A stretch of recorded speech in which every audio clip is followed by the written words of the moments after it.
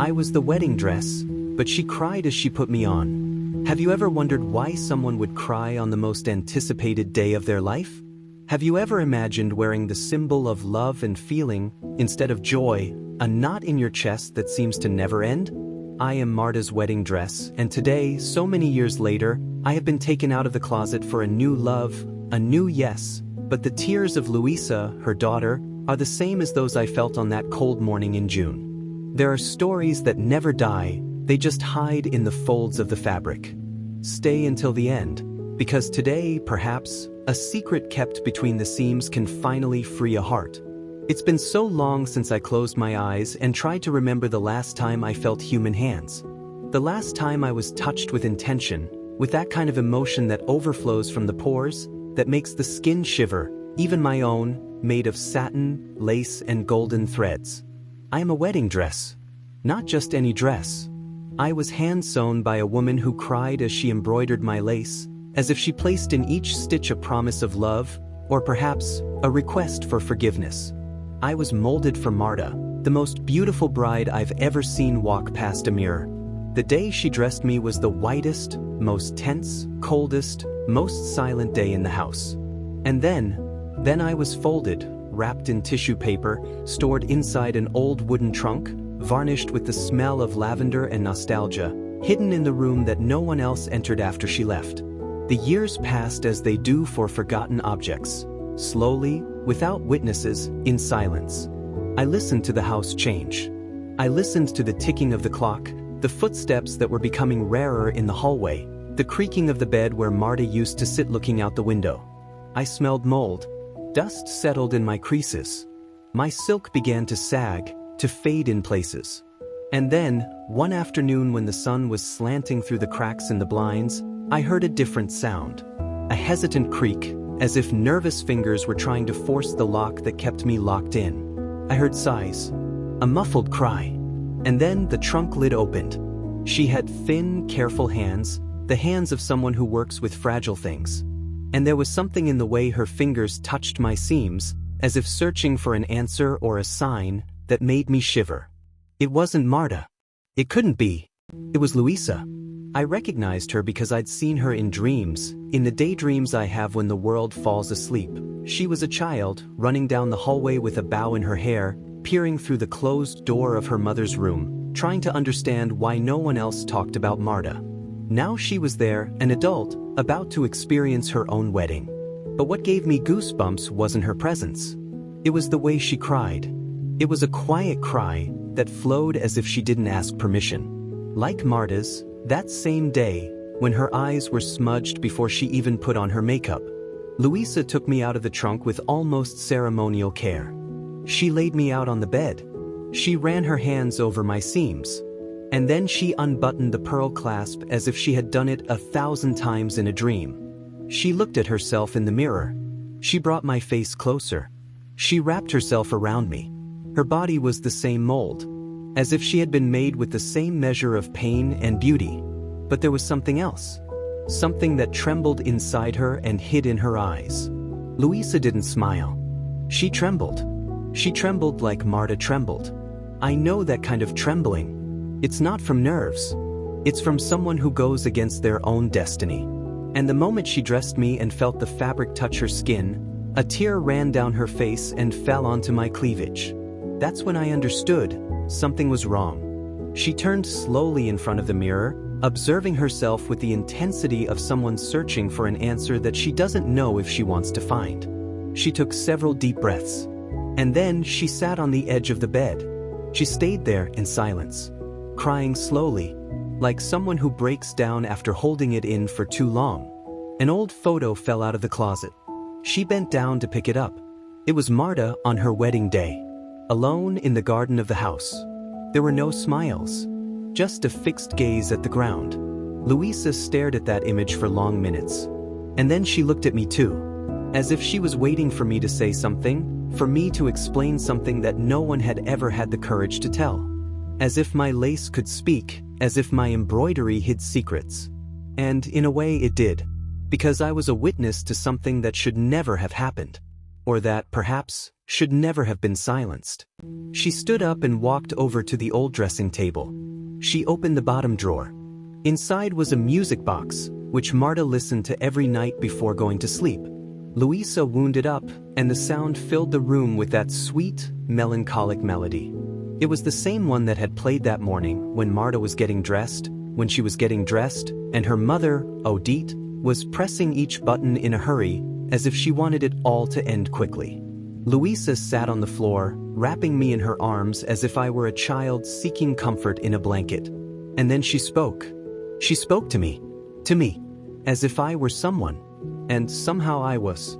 She said she didn't know if she was doing the right thing, that she loved Edu, but she felt a knot in her chest every time she thought about the wedding. She said that her mother also had that same lost look, that she always suspected that there was something wrong in that marriage that everyone called ideal. She said that since she was a child she had felt a presence in the room, as if Marta was still there, trying to say something. And that now, wearing the same dress, she felt more than ever that this silence needed to be broken. I, motionless in her arms, felt like I had never felt before, listened to. As if, finally, someone understood that clothes also have memories. And that I, with my 38 mother-of-pearl buttons, my alasa lace and my hand-embroidered veil, carried in each seam the weight of a story that had not ended. And perhaps, with Luísa, I could finally find a different ending. Luísa has always been a silent woman. Not the kind who has nothing to say, but the kind who learned too early to speak softly, to tread lightly, to keep everything she felt to herself. She grew up in the same house where I was now, where a flowery garden tried to disguise the cracks that were spreading across the walls of the family's soul. The death of Marta, her mother, had left an absence that no one could name, not even Odette, the grandmother who had raised Luísa with rigor and a harsh affection, the kind that hurts more from lack than from excess. Since she was little, Luísa had lived with a black and white portrait of her mother hanging in the living room, where Marta would gaze into the distance, as if she weren't really there. It was all that was left of her, whispered memories, locked letters, incomplete wedding albums. Her father, who had disappeared shortly after Marta's death, was also a vague figure, a distant memory of the arms that had once cradled her. All she was left with was Odette and the house. And me, hidden in the trunk, like a scar that no one dared to touch. When Luísa met Edu, it was like a ray of sunshine in a dark room. He was kind, patient, one of those men who know how to listen to silence and embrace with sincerity. There was no overwhelming passion, but there was something perhaps rarer, trust. He knew about the shadows in Luísa's life, but he never asked her to explain them. He simply stood by her side, like someone who offers his presence when words fail. The marriage proposal came on a normal afternoon, in front of the bookstore where she worked part-time, and Luísa said yes with a smile that seemed more like relief than euphoria. She wanted to be happy. She really wanted it. But there was something inside her that still weighed on her. A fear of repeating a story she barely knew. When she decided to wear her mother's dress, it was like making a pact with the past. She wanted to feel close to Marta, to understand who she had been, perhaps even to discover what had taken her so young. Odette was reluctant, tried to dissuade her, saying that old dresses carried too much sadness, that it was better to buy something new, to start from scratch. But Luísa insisted. There was something there that called to her, like a muffled voice beneath layers of fabric. That afternoon when she took me out of the trunk was more than a reunion. It was an awakening. For me, who had slept in silence for years, and for her, who for the first time faced her mother's absence head-on. Getting dressed was like entering a memory that wasn't hers, but that seemed written on her own skin. The mirror returned an image that frightened her. It was like seeing Marta alive again, only sadder, more hesitant. And in that moment, Luísa knew that there was something that no one had ever told her. Something hidden. Something that perhaps explained everything. In the following days, she immersed herself in a silent search. She rummaged through her mother's room, opened boxes that had never been touched, reread the few letters kept among the books. She found an old diary, but the pages had been torn out. Only a few loose lines remained, sentences that seemed like confessions, questions that had never been answered. What if I had had the courage? Is he still waiting for me? Odette will never forgive me.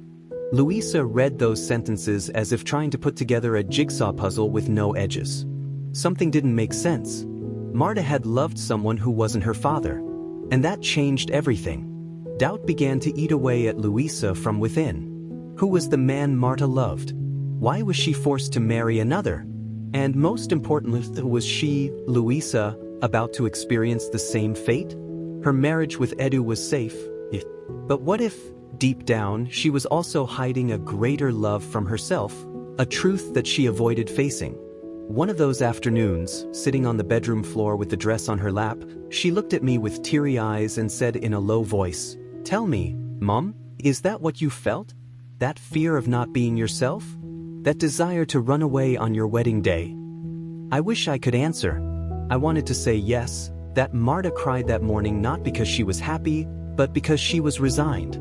That her steps to the altar were forced, guided by the weight of expectations and by Odette's rigidity, who would never accept a love outside the norm. But all I could do was let her hug me, cry into my lace, dress me again and look at herself in the mirror, seeking an answer that her reflection could not give.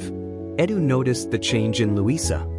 He noticed that something was keeping her away, that her gaze was lost in long thoughts. He tried to talk to her, but she would only say that she was tired, overwhelmed with preparations. But deep down, she was trying to find herself. For the first time, she faced her mother's shadow, Odette's silence, and the fear of building her life on buried lies. That night, when the house fell silent and the moon cast soft shadows in the room, Luísa opened the trunk again. This time, less afraid. She was looking for something. Anything. And then, instinctively, she pulled out the lining of the dress. And there, sewn inside, well hidden between the layers of satin, she found something that changed everything. An aged envelope with the initials J handwritten on it. Her hands were shaking. She didn't know if she should open it, but she did. Inside the letter, a single page, dated a few days before Marta's wedding. It was a farewell, an apology, and a promise of love that would last even if they never saw each other again. The name signed was Jonas, a name Luísa had never heard at home. She read the letter dozens of times. Each word seemed to illuminate a part of her past. It was true. Marta had loved another man, and for some reason she could never be with him. The letter said that she had tried to fight, but that her mother would not allow it. That the marriage with Luísa's father had been arranged. That she accepted it out of fear, out of obligation, but that her heart would always belong to Jonas. Luísa hugged the dress, crying like a child. For her mother, for herself, for the story she now carried, and for the choice she would have to make. I remember Marta standing in front of the mirror, holding her breath, her eyes watering and her shoulders hunched, as if the dress that I now was were holding her back instead of covering her. It was the morning of the wedding, and the house was silent, not the comfortable silence of a serene morning, but a heavy, hollow silence, where even the sound of the scissors cutting the ribbon seemed to echo too much. Odette walked from one side of the room to the other, adjusting flowers, checking the time, giving orders to the seamstress who was still making the final touches to the hem of the lace. And Marta didn't speak. Not even a whisper. Her eyes were fixed on me, or rather, on the reflection of me on her body. She didn't seem to recognize herself. This was not the woman who had dreamed of a marriage of love. She was someone dressed in obedience. There were months of silent preparation, where every decision was made by Odette, every detail approved by her grandmother, every gesture thought out to keep up appearances for the family. The groom, whom Luísa knew only as the father who disappeared, was a respectable man, from a good family, a future partner in her grandfather's law firm. Everything seemed perfect to those who saw it from the outside. But inside Marta there was an implosion. A love that burned in secret, a memory that she hid behind her eyes every time she passed Odette in the hallway. This love had a name, Jonas. I knew it. I was there. Jonas was a simple boy, the son of the house gardener. They grew up together, laughing among the hydrangeas and hiding behind the vines in the late afternoons. The love between them was like those perfumes that you can't see, but that invade the environment and mark everything. They loved each other in secret. They promised each other when they still had the world in their eyes. But when Odette found out, she did everything she could to erase that story. She said it was inappropriate, that love and duties shouldn't be mixed, that it would end in scandal. And she threatened. She cut ties. She sent Jonas away. Marta tried to resist. She wrote letters. She asked her father for help, but he remained silent and did nothing. One day, Jonas stopped answering. Maybe because he had truly left. Maybe because he thought he was protecting her. And that was when Odette acted quickly. She set the wedding date, chose the groom, the date, the dress. I was raised at that moment, amidst the despair of a bride who, instead of dreaming, was bleeding inside. Every stitch of my sewing carried the regret of a choice that was not hers. And that was the day that Marta fell silent. That dress, which was supposed to symbolize a beginning, became a mark of an end. And after the wedding, Marta was never the same again. Luísa was born shortly after, the fruit of a cold, almost mechanical relationship. Her father was absent even when he was present, and Marta was slowly fading away, like a candle that burns out during the day and no one notices. Until one day she was gone. An accident, they said. A fall down the stairs. But no one ever really understood. What was left was emptiness. And the trunk, carefully closed, as if hiding the dress would try to erase everything it reminded her of. Now, so many years later, Luísa dressed me with the same body, the same light perfume, the same expression of doubt in the mirror. And when she found Jonas's letter hidden in the lining seam, the story that had never been told began to emerge from the shadows. She knew she could not ignore it, that this discovery changed everything. Her own marriage, her idea of love, the place her mother occupied within her. It was not just longing, it was an inherited pain. A silent weight passed down from generation to generation, hidden among threads, lace, and memories. That night, Luísa didn't sleep. She sat on the floor of her room, reading the letter over and over. The handwriting was firm, with curves that betrayed emotion. Jonas said he couldn't fight against her family, that he didn't have the strength to face Odette, that he loved Marta too much to see her suffer. It was a letter of love and surrender, a silent cry. And at the end, a sentence that pierced Luísa like a blade. If fate allows it, we will meet again. And if not, I want you to know that I loved you with everything I am. Luísa closed her eyes and felt the weight of each word.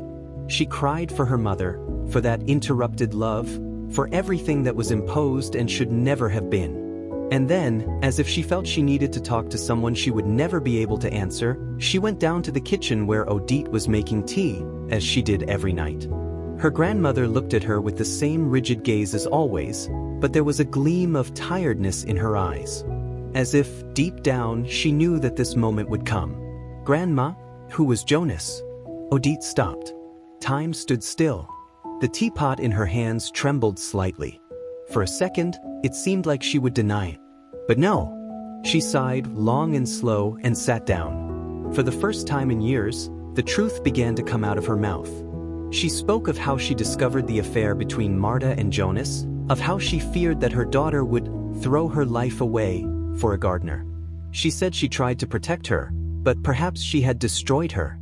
She told of the day she tore up the letters, the day she sent Jonas away. She confessed that Marta had never forgiven her, and that, deep down, she had never forgiven herself either. Luísa listened to everything in silence. She didn't judge. She didn't interrupt. She just let the story take shape. In the end, there was a heavy silence between the two of them, but it was a new silence.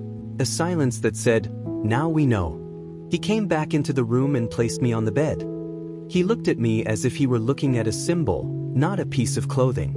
And then he whispered, "You saw everything, didn't you?"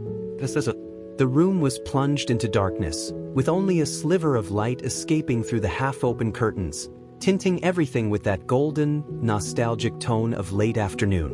Luísa sat on the edge of the bed, still holding the dress in her arms, as if holding it to keep from drowning in some memory that wasn't yet hers, but was now part of her.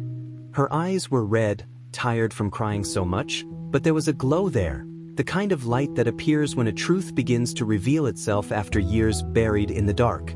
She was still holding Jonas's letter in her hands. The fold in the paper trembled slightly between her fingers. The silence in the room was thick, almost solid. She could hear the ticking of the clock on the wall, her grandmother's light footsteps in the kitchen, and, above all, her own thoughts, whispering doubts, questions, premonitions. Luísa still didn't know what to do with all of that. With that truth. With that pain.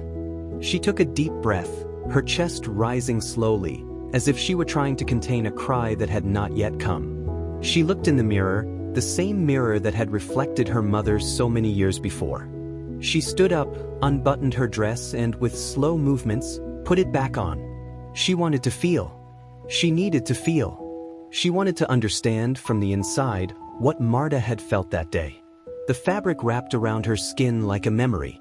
It was cold at first, but little by little it molded itself to her body as if it recognized every curve, as if it knew that outline by heart. She looked at herself in the mirror, and then he whispered, almost without realizing he was speaking, "Mom, help me understand. Why didn't you run away with him?" And as if the entire house had heard this question, a light breeze blew through the half-open window, causing the veil to sway slightly in the air. It was as if time had taken a step back, as if something invisible was breathing along with her. Luísa walked around the room dressed as Marta. She touched the furniture. She picked up the old picture of her mother. She leaned her forehead against the frame. And then, unable to contain herself, she burst out. "I don't want to live your life," she said through tears. "I don't want to smile at others and scream inside. I love Edu, but what if I'm wrong? What if what I feel is just what they taught me is love?" She sat down again, her dress spreading out around her like a field of cotton, and stared at the envelope she had found hidden in the lining. One detail of the letter bothered her. The signature. Jonas Alves, probably. But why write the initials? Why hide it so much that she would sew the letter inside her dress? It was then that something inside her clicked. What if there is more? She jumped up. She opened the trunk. She rummaged through every fold of the dress. She ran her fingers along the lining, along the seams. Nothing. She went to the closet and opened the drawers of Marta's old nightstand. She searched the boxes, the books, the pockets of the old coats. And then, inside an envelope forgotten between the pages of a book of poems by Cecilia Meyerless, she found a hastily folded sheet of paper. It was a note. Almost a note. If one day Luísa wants to know the truth, she will find it. Her heart beat faster. It was Marta's. That handwriting, firm, slanting to the right, was unmistakable.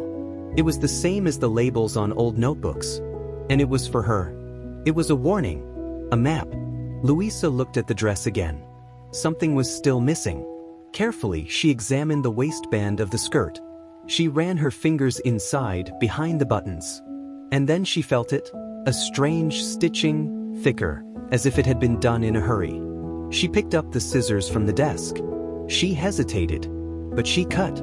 There, between the folds of the fabric, was a thin, yellowed piece of paper with old crease marks. When she opened it, her body froze. It was a photograph. A black and white portrait of Marta next to Jonas. Hugging. Laughing. They looked happy. Free.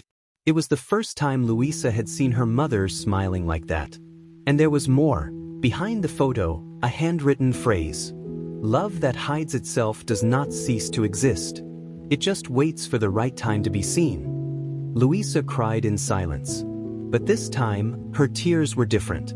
They were a mixture of sadness and beauty, like when we finally understand what always hurt us and begin to forgive. She got up slowly. She walked to the living room where Odette was watching the news at a low volume, pretending she wasn't expecting any conversation. Luísa sat next to her, holding the photo. "Did you know about that?" His voice was calm but firm. Odette took off her glasses, looked at the image, and time fell over her like a sheet of ancient dust. Her eyes filled with tears. For the first time, Luísa saw her grandmother without armor. "I knew. I didn't know she had kept it. Why so much silence?" Odette hesitated. Then she spoke slowly. "Because I also had a love like that. And I didn't have the courage. And I thought that if I stopped her, she would have a correct life. I just didn't realize that sometimes living correctly is dying inside. Luísa lowered her head. The silence that followed was no longer oppressive. It was the silence of two hearts trying to understand each other. "Do you still want to get married?" asked Odette. Luísa didn't answer right away. She looked at the photo, then at the dress, and then at her own hands. "I want to live truthfully, whatever the path." And in that moment, something changed. The dress was no longer just a symbol of sadness. It was also a portal, a legacy, a reminder that the truth may hurt, but it is the only fabric that truly dresses love. Marta's room was no longer just an old space. It was now a living scene, where each object seemed to hold a voice, a memory, a confession suspended in time. Luísa walked slowly among the furniture, her dress still over her shoulders, as if she were stepping into a sacred field.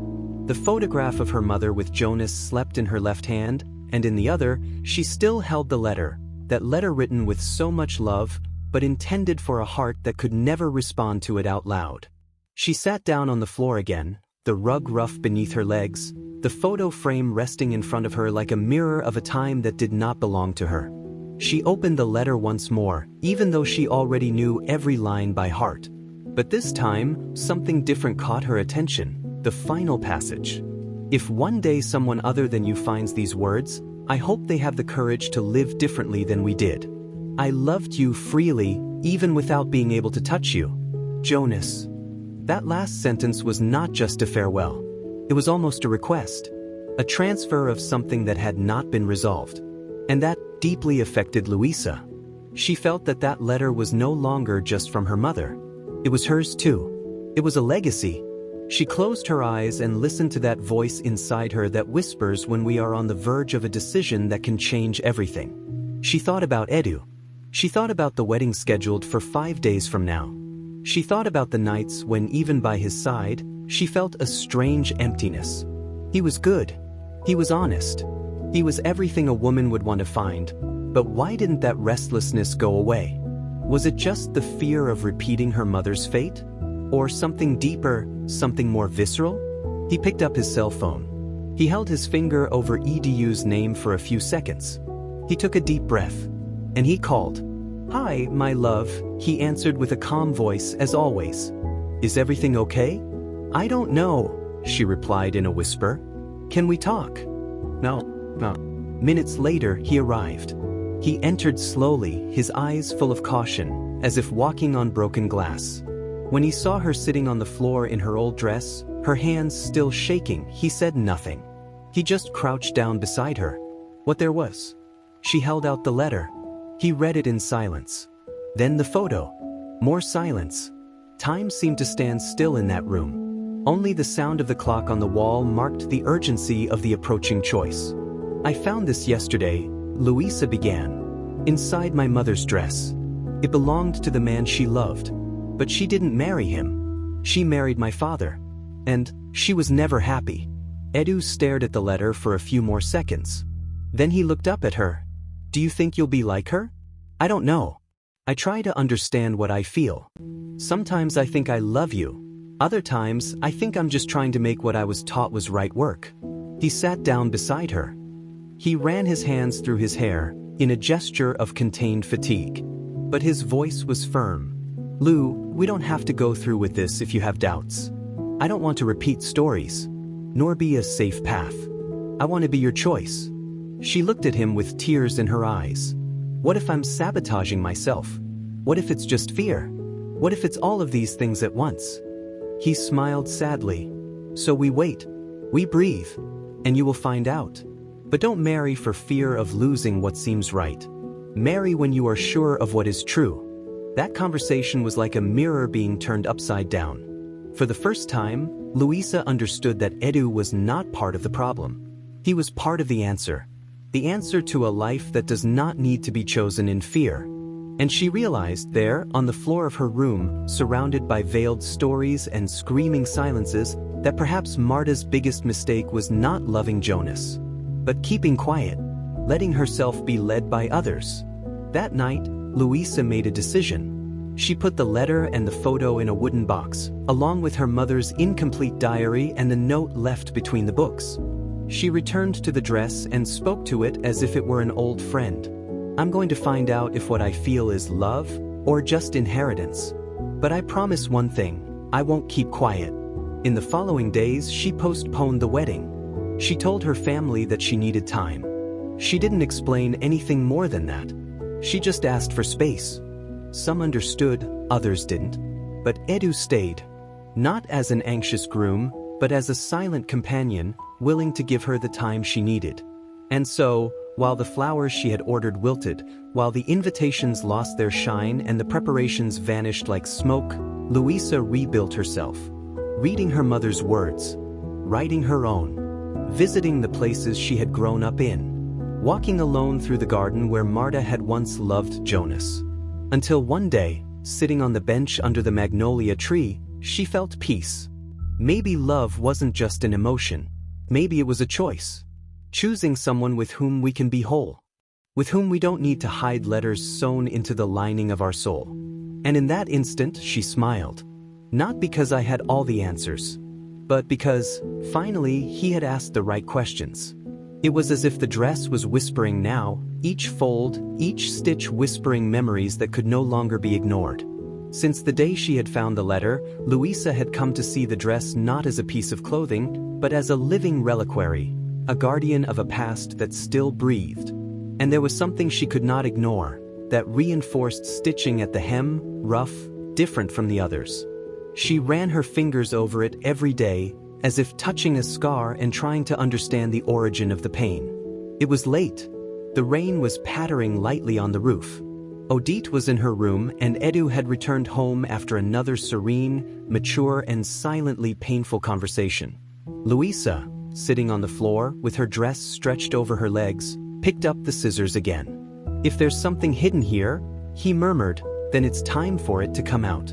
With the care of someone handling a heart, she cut the double stitch on the hem. For a moment, she thought there was nothing there. Just fabric. But then, between two layers of aged tulle, she felt a thicker, fuller paper. An envelope, sealed with ancient wax. And with something that made her catch her breath. A coat of arms. The same mark she had seen on her grandfather's documents. The same symbol that was in the library at home. It was the family coat of arms. Luísa sat up straight. The envelope trembled in her hands. He opened it gently. Inside was a handwritten letter. It wasn't from Jonas. It wasn't from Marta. It was from Odette. And dated a week before the wedding. My daughter, if you ever find this letter, maybe I won't be here anymore. Or maybe you've already hated me so much that there's nothing left between us. But I need to write it even if you never read it. Because loving a daughter doesn't always mean knowing how to protect her. Sometimes, it means being afraid.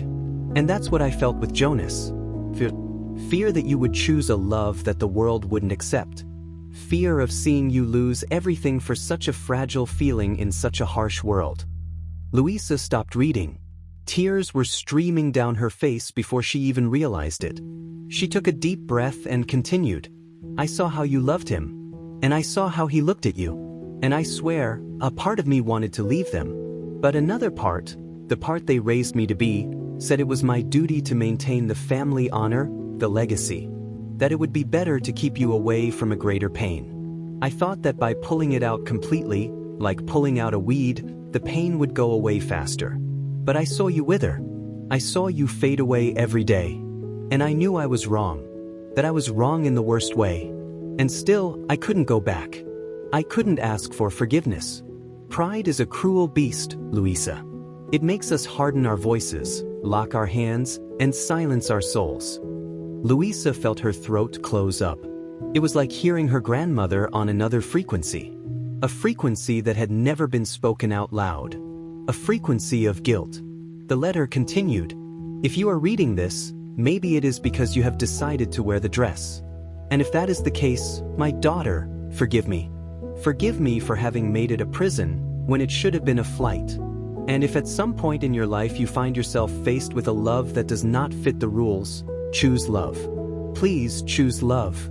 Luísa folded the letter carefully.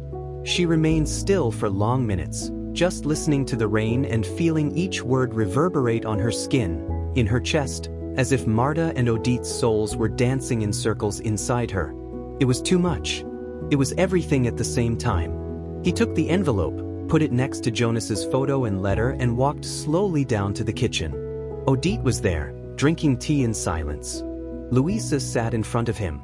She placed the envelope on the table. Odit looked at him. And there, before the familiar seal, she closed her eyes and murmured, "I didn't have the courage to burn it." "And why did you hide it?" "Because," her voice broke, "it was easier to punish myself in silence than to see you discover the truth too soon. I thought I would protect you. And I destroyed you both." Silence. Luísa took her grandmother's hand. It was cold but trembling. And she said, "Grandma, I'm going to live differently. But I'm not going to live in anger." Odit cried. She cried for the first time in a long time. Like someone opening a dam.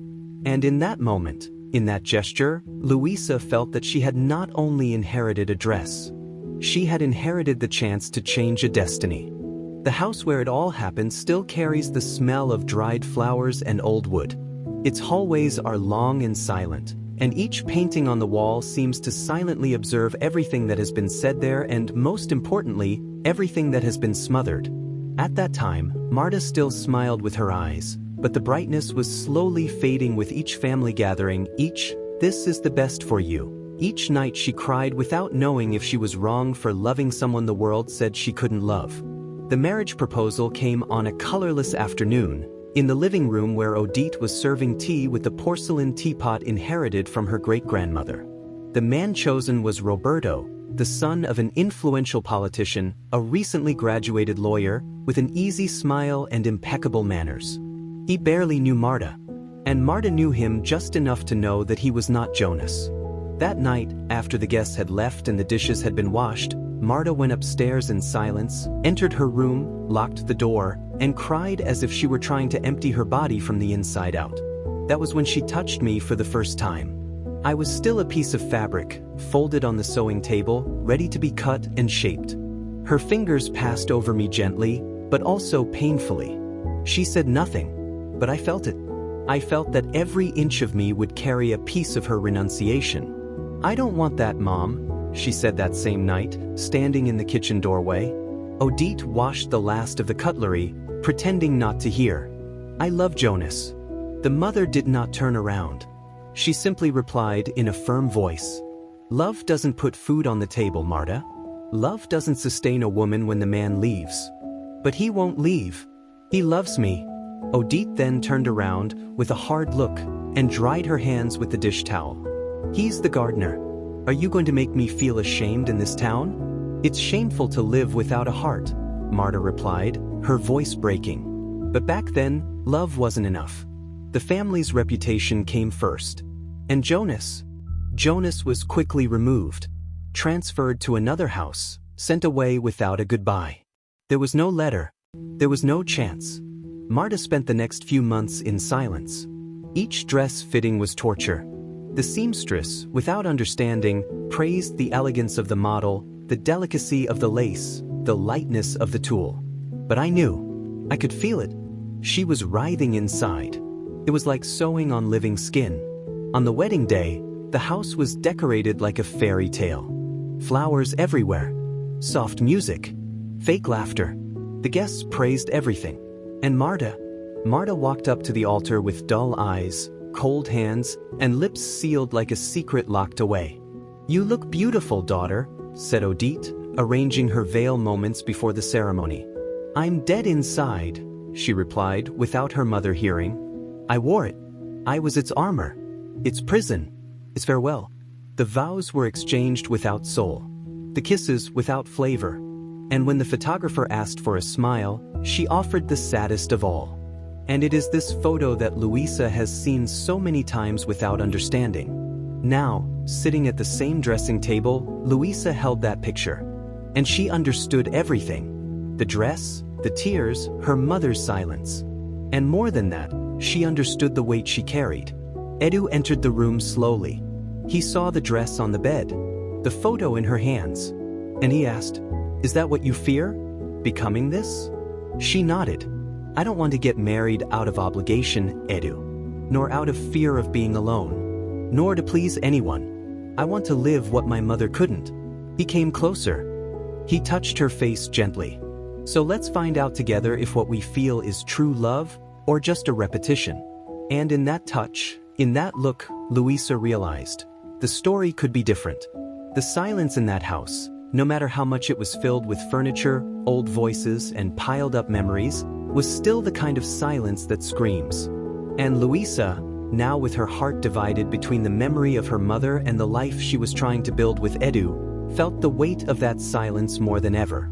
It was as if every decision she was about to make was not just hers, but also Marta's, Odit's, all the women before her who had not been able to truly choose. She spent hours in her mother's room.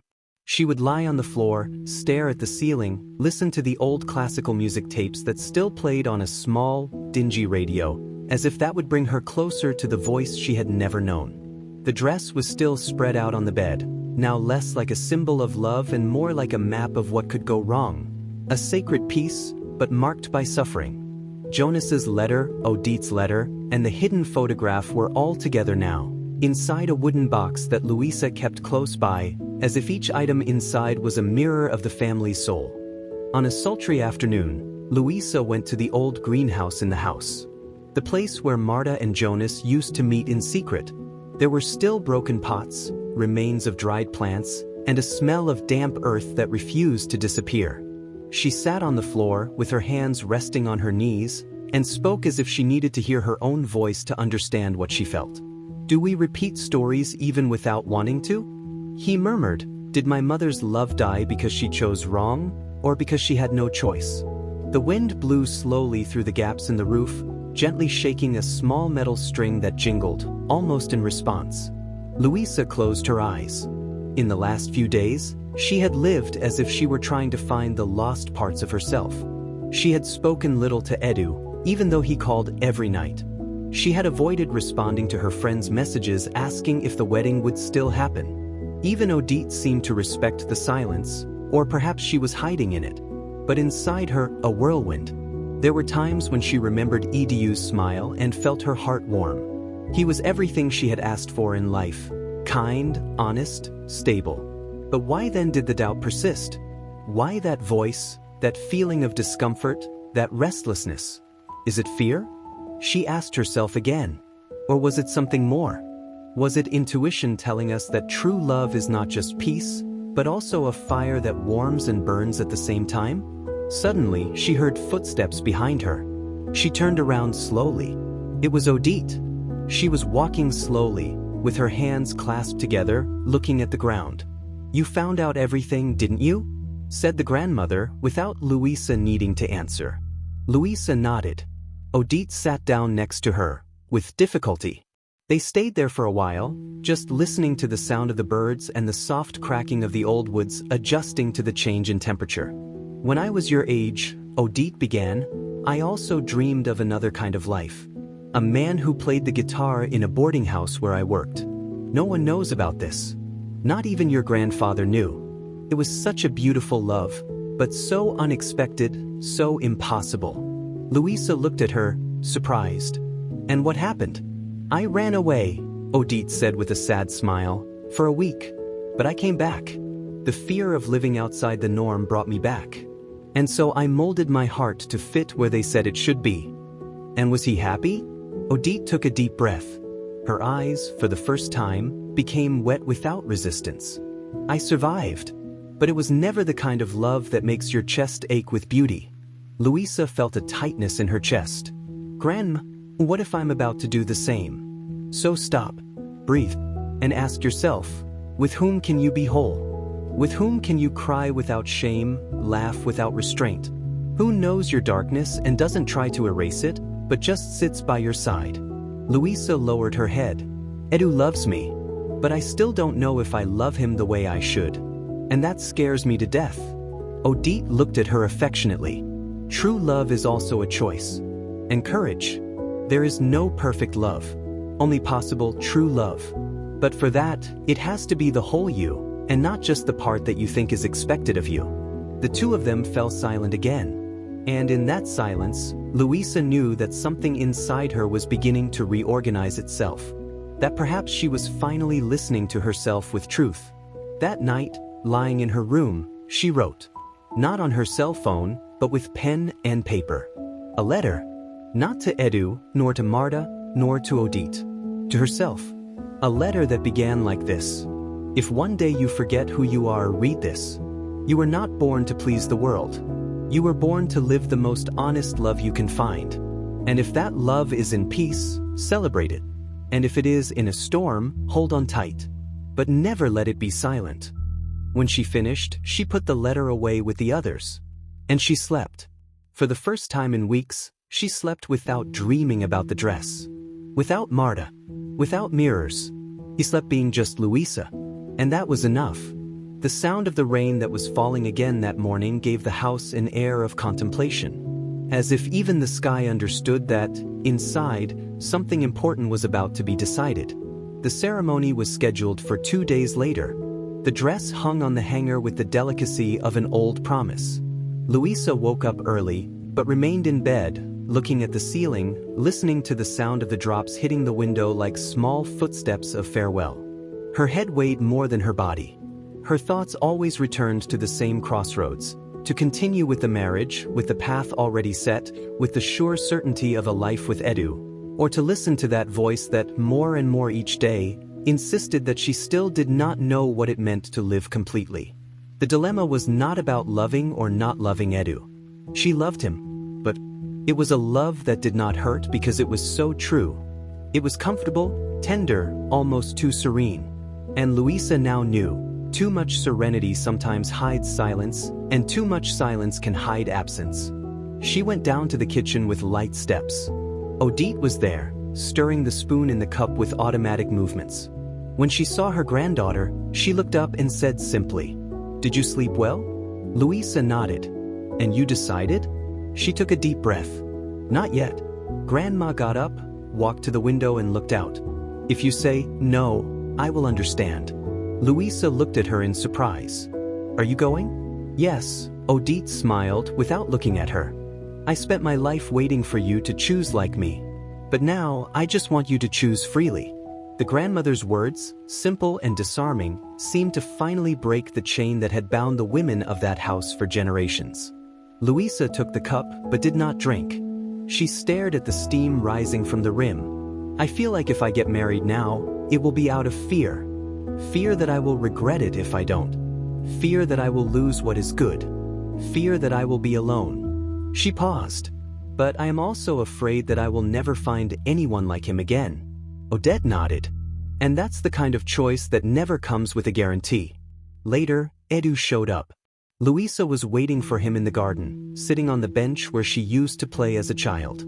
He came with calm steps, but his eyes showed that something in him was also beginning to break.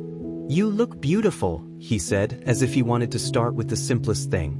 "I don't know what to do," she replied directly. He sat down next to her, without touching her. "Will you marry me?" Luísa hesitated. She swallowed hard. And then, "I want you more. But I still don't know if I want you completely." The silence between the two was like a field of thorns. And yet, Edu didn't move. "I deserve someone who wants me," he said, without anger, without hurt, just with a clean truth that cuts without shouting. Luísa cried. Not out of sadness, but out of guilt, out of fear, out of love, out of everything mixed together. "Pardon me. There's nothing to forgive," he replied. "Just promise that whatever you decide, it will be for you. Not for me. Not for your mother.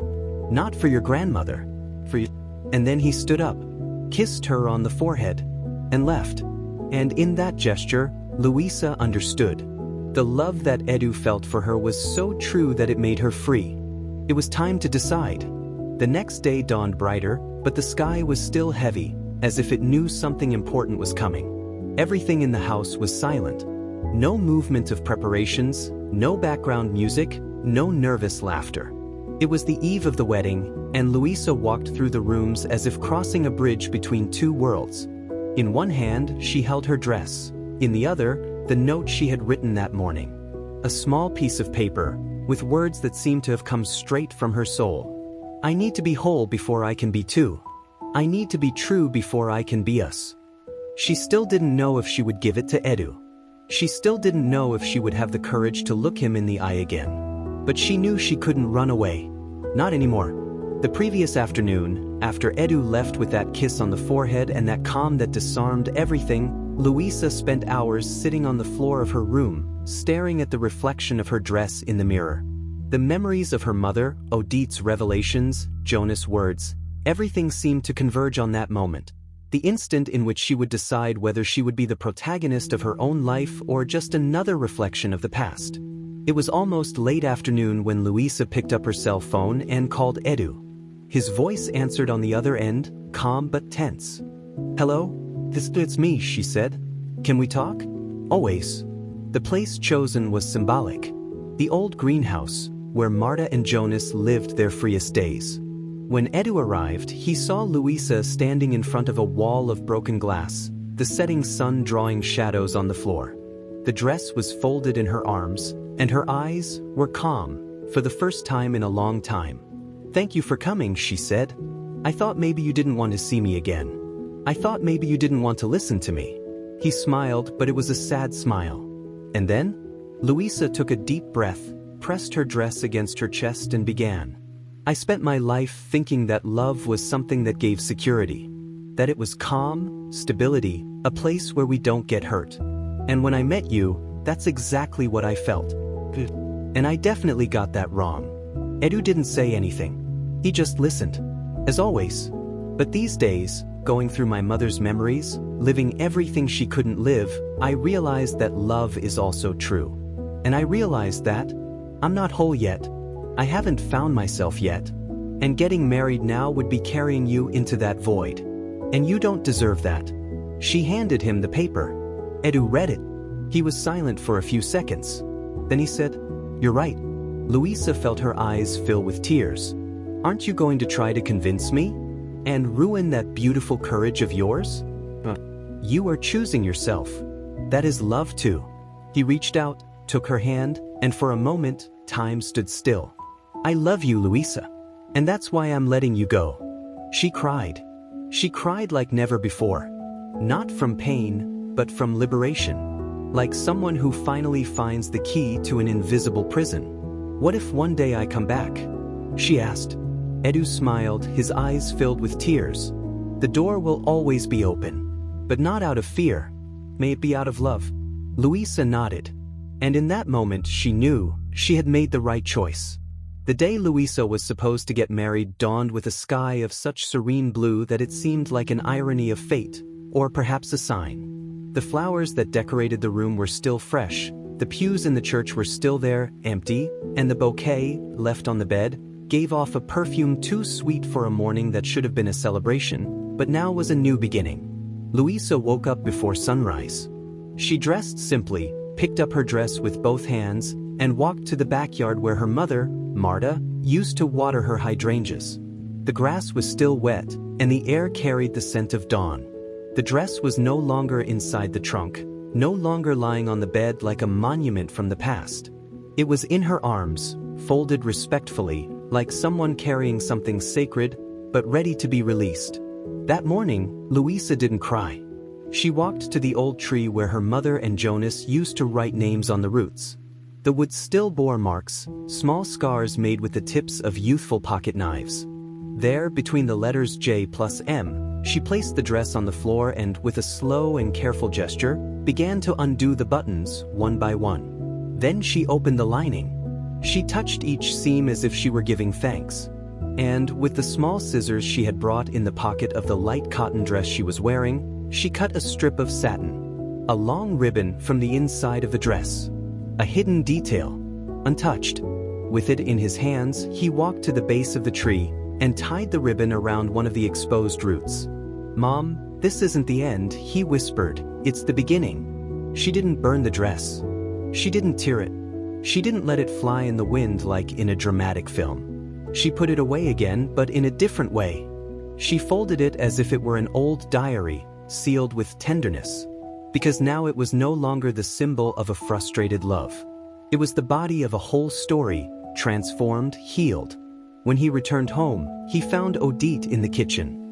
His grandmother was silent, stirring the coffee as usual, but there was something different about her face. There was no heaviness. There was lightness. There was no wedding, said Luísa.